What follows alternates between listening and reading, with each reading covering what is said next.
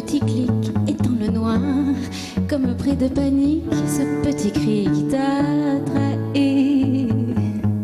Ce petit cri dans la nuit agit comme un déclic, et dans le noir je lui souris. Après le succès de son premier album, Babette revient avec un deuxième opus qui déborde de bonne humeur, d'écriture rêveuse et de cette voix fragile, toujours aussi touchante. Avec Piano Monstre, qui a demandé 1 an et demi de travail à l'artiste montpelliéraine, Babette affirme un peu plus sa singularité.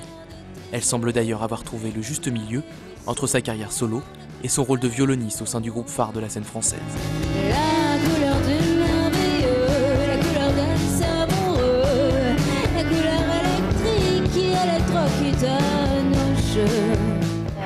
Ce que je fais en solo, je ne peux plus le faire avec Dionysos. Et c'est une espèce de bonne jouvence, en quelque sorte, tu vois, pour une fille qui a 33 ans, faire des concerts qu'elle faisait dans des salles quand elle en avait 23, et ben en fait c'est vachement agréable. Et puis il y a aussi un deuxième truc, qui est que l'énergie du concert n'est pas la même, et que grâce à ces 2 projets, je peux avoir, je pense, le panel le plus complet de ce qui est possible de ressentir en concert. C'est-à-dire qu'avec Dionysos, j'ai des super sensations d'hystérie, tu vois, de foule, de machin. Et là, sur mon truc en solo, j'ai le club, j'ai l'intimité, j'ai la tendresse, j'ai tout ça. Chose que tu peux pas avoir quand tu fais un zénith. Le nouvel album de Babette, c'est aussi 5 duos complices. Mathias Malzieu, le leader de Dionysos, Andy Mestre, son mari, Arthur H ou plus surprenant encore, Édouard Baird ont entremêlé leur voix à celle de la petite chanteuse Fluette. Mais ces moments de partage n'auraient pas existé sans la rencontre initiale entre Babette et l'anglais Hugh Coltman. Les 2 artistes se sont très vite trouvés des points communs et une complicité sans faille qui a donné Les Amouratiques, tendre duo bilingue réalisé à 4 mains. Tu te plains, mais venir à toi, c'est comme traverser un pont de singe. Ton bonjour est un au revoir parfois. Tu es un casse-tête chinois, un rebut de ménage. Oh, je t'aime, mais j'avoue que je comprends pas tout.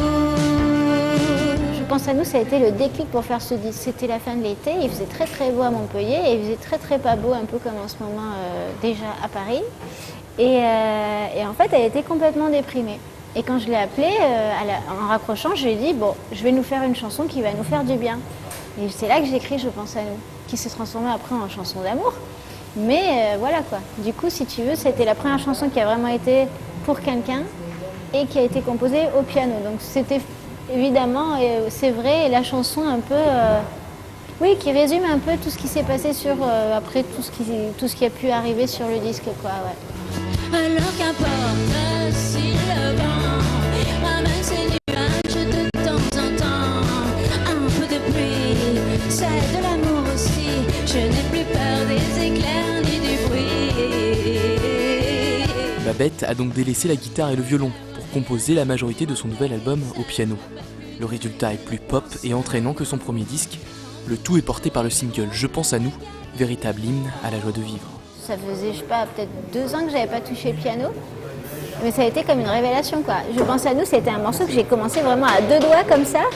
Et puis plus ça allait, plus mes mains, de nouveau, elles retrouvaient, tu vois, des choses, elles trouvaient des accords, des choses. Et c'était super drôle et hyper épanouissant de me réapproprier comme ça le clavier du piano. Le plus beau des voyages, le plus beau paysage, y a pas plus que de penser à nous.